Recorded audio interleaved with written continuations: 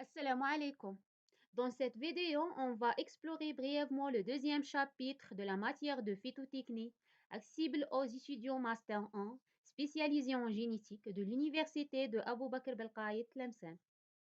Le chapitre s'intitule La plante agricole et on va présenter dans ce qui suit une introduction à la phytotechnie. Le cours de ce chapitre visait à permettre l'apprenant de montrer la classification et étudier des exemples, définir le développement végétal, citer les étapes de croissance végétale, expliquer la relation entre les plantes cultivées, rotation et assolement, et évaluer les connaissances des apprenants sur les caractères des plantes. Le temps de ce cours consiste une brève introduction sur des notes de base sur la phytotechnie. Donc, la phytotechnie est l'étude des végétaux cultivés et leur production dans le but d'améliorer les espèces et leur rendement.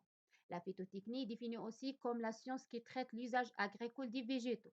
La phytotechnie est la partie de la botanique qui traite la diversification, la classification et la nomenclature des végétaux.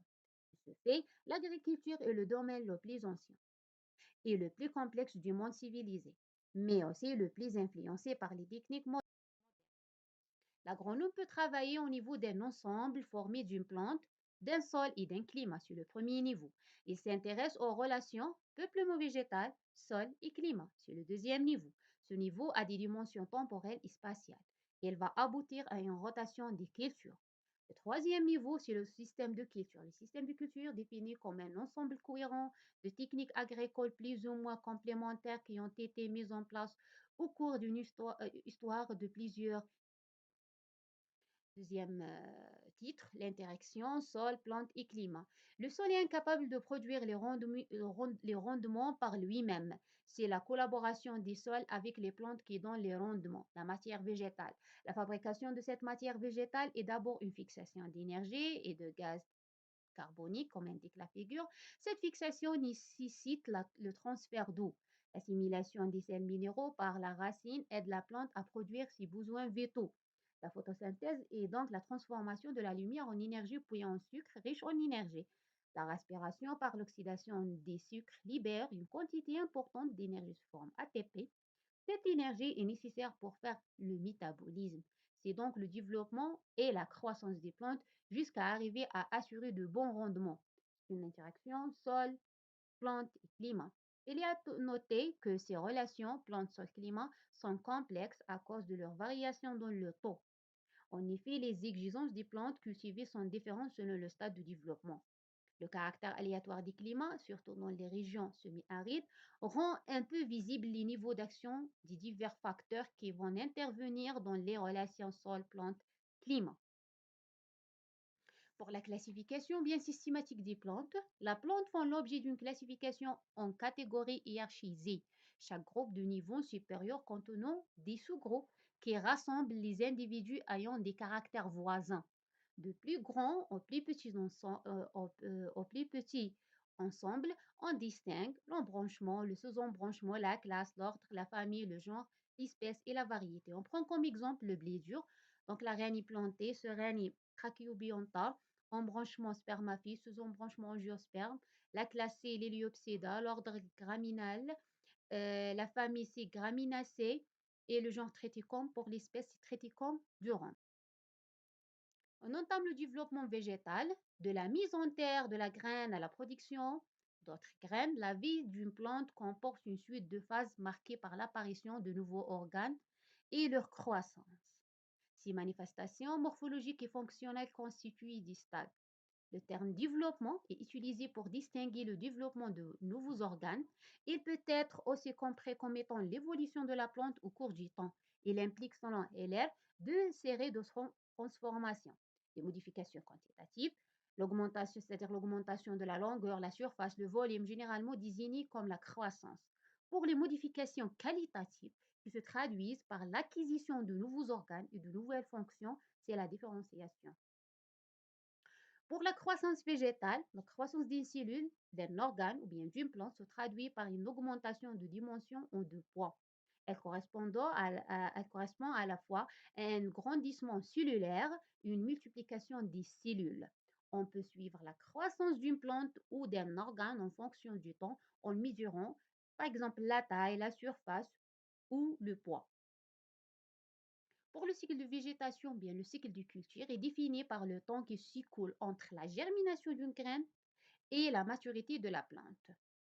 C'est donc la succession de phases de croissance et de développement permettant à un végétal de s'implanter dans un milieu et d'y vivre jusqu'à sa mort. Le cycle de végétation comprend deux états successifs, l'état végétatif et l'état reproducteur.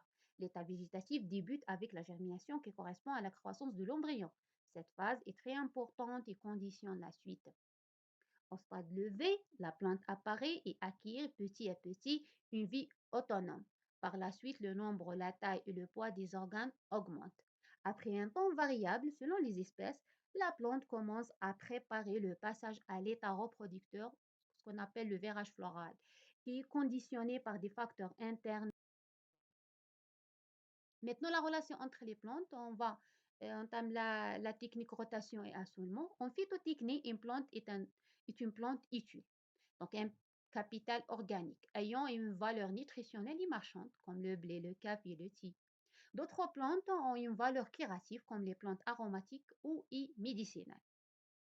Donc cet exemple, blé, pomme de terre, puis légumineuses ou céréales et plantes sarclées obèsent à des techniques propres, soit dans le travail des sols, soit dans la succession de leurs ensemencement dans le sol. Cette succession s'appelle la rotation sur une même pièce, c'est-à-dire sur une même parcelle de terre. Celle-ci obéit à des lois techniques. L'assolement, la définition de l'assolement est définie comme la division de l'exploitation en sol sur lesquels on pratique la rotation. Donc le tout va s'appeler assolement rotation.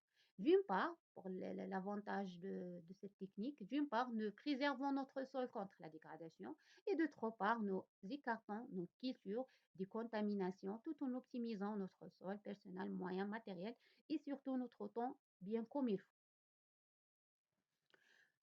Pour les semences et les caractères des semences, donc premièrement, les semences désignent scientifiquement comme un fruit produit d'une reproduction sexuée entre gamètes mâles et femelles. Elle est la semence de forme, de couleur, de grosseur très différentes et aide à la détermination de l'espèce pour les caractères des semences, donc forme variable, grosseur variable, dureté variable. Donc il y a des types de graines, mais des années, peut-être des siècles pour germer. Il faut attendre qu'une altération des teguments ait lieu pour que l'eau pénètre et digère les teguments. Donc, notre caractère, c'est le mode de dissémination variable, donc soit par le biais du vent, d'eau ou bien les animaux. Pour la classification des semences, la classification selon la forme, selon le poids, selon la consistance. Pour la consistance, il y a des graines qui sont plus résistantes que d'autres à cause de leur tiguement. De ce fait, leur préparation est assez spéciale. La classification qui nous intéresse est liée à la physiologie et le mode de reproduction. Ici, donc, notre précision entre la différence entre semence et graine. On appelle semence tout organe ou partie de la plante susceptible de produire un nouvel individu. Les bulbes, les tubercules, les boutures, dont un autre individu identique à la plante qu'elle a fournie. L'autre catégorie, c'est les graines. Donc, les graines engendrent très souvent une autre plante différente de la plante mère. Donc, nous arrivons à la fin de cette vidéo. Merci de m'avoir prêté attention.